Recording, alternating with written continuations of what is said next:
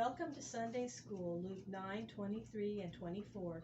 And he said unto them all, If any man will come after me, let him deny himself, and take up his cross daily, and follow me. For whosoever will save his life shall lose it, but whosoever will lose his life for my sake, the same shall save it. From Bethsaida on the Sea of Galilee, Jesus led his disciples still farther north to Caesarea Philippi, at the foot of the great Mount Hermon. The name of this place means Philip's Caesarea, and it was so called because it was under the rule of King Herod Philip, a brother of King Herod Antipas, who ruled in Galilee. And there was another Caesarea on the shore of the Great Sea, south of Mount Carmel. At Caesarea Philippi, Jesus asked his disciples this question, Who do men say that I, the Son of Man, am? The Son of Man was the name by which Jesus often spoke of himself. They answered him, Some men say that you are John the Baptist risen from the dead. Some say that you are the prophet Elijah or the prophet Jeremiah come again to earth. Then said Jesus, But who do you say that I am?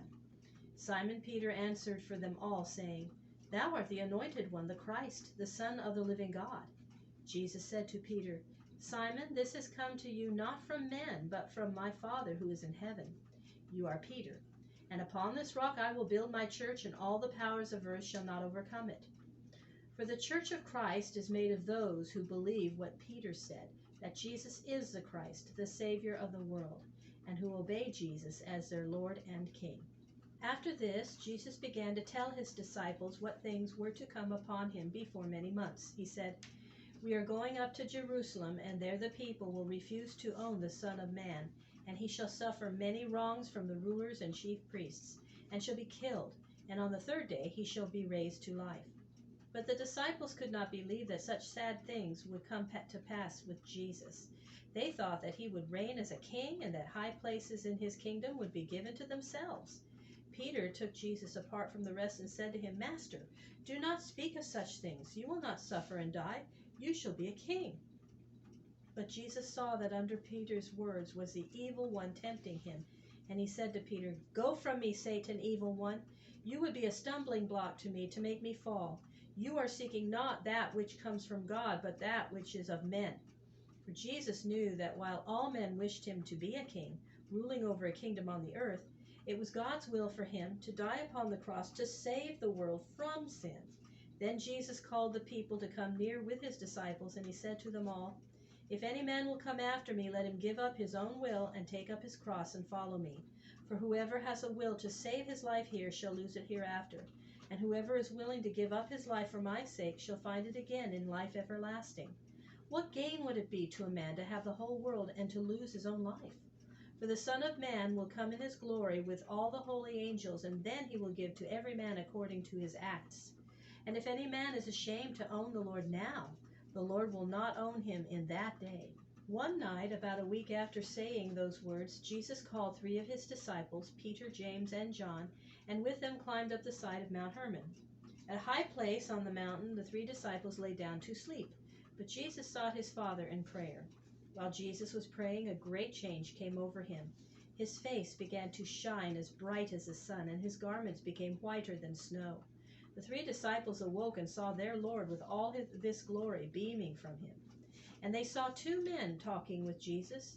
These were Moses and Elijah, who had come down from heaven to meet Jesus, and they spoke with him of the death that he was to die in Jerusalem.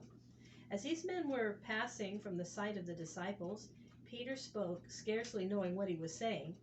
Master, it is good for us to be here. Let us set up here 3 tents for worship, one for thee, one for Moses, and one for Elijah.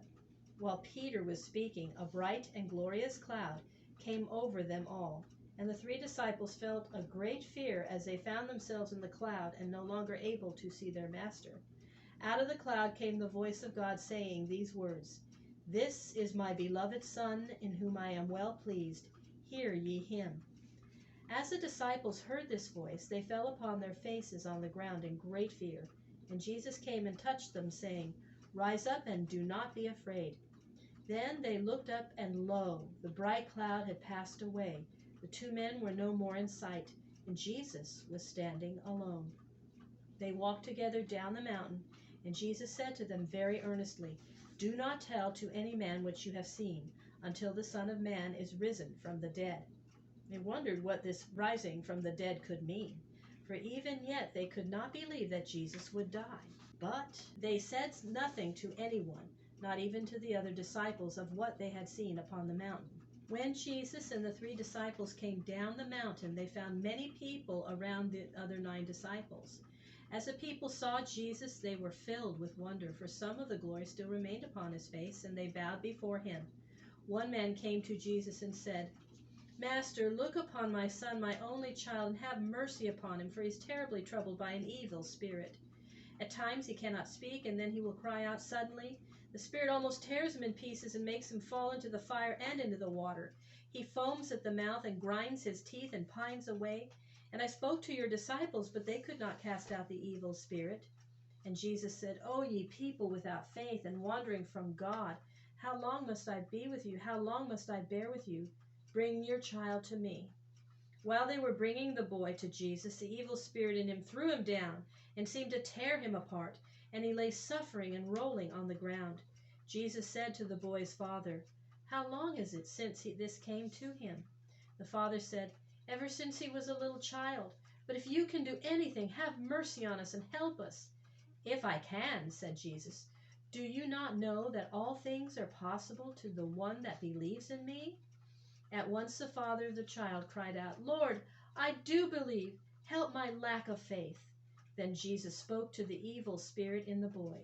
"Dumb and deaf spirit, come out of this child and never again enter into him." Then the spirit gave a cry and came out and left the child as one dead on the ground. Indeed, many who looked at him said, "He is dead." But Jesus took him by the hand and lifted him up, and the boy stood up well, set free from the evil spirit. And Jesus gave him to his father. All who saw it wondered at the mighty power of the Lord. When Jesus was in the house, his disciples asked him, "Why could not we cast out the evil spirit?" And Jesus said to them, "Because you are wanting in faith.